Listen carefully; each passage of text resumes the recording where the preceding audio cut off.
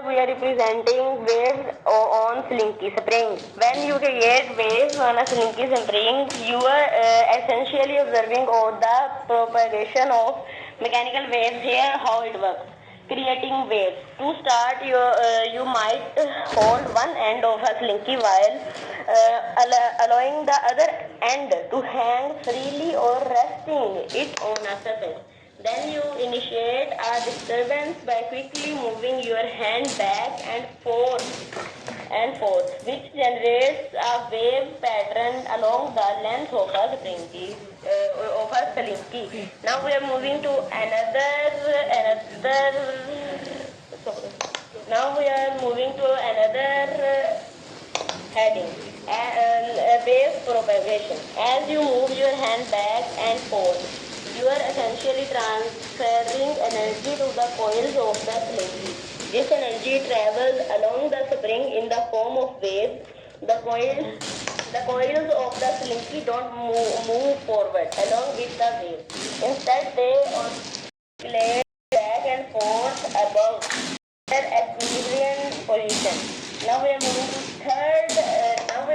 to third heading, types of waves. The waves on a slinky can be transverse waves or longitudinal waves depending on how you initiate the disturbance.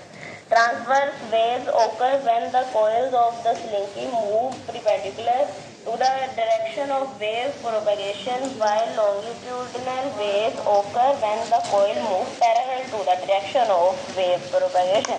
Now we are moving to fourth heading, wave characteristics.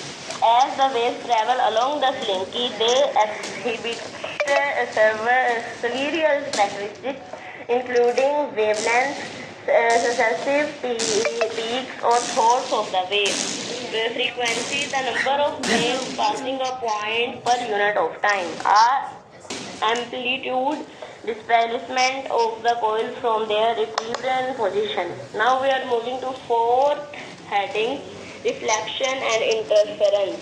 You can also observe phenomena such as wave reflection and interference with the slinky. When a wave encounters a boundary such as the end of the slinky or a handheld barrier, it can reflect back in the opposite direction. Additionally, if two waves meet while traveling along the slinky, they can interfere with each other, resulting in either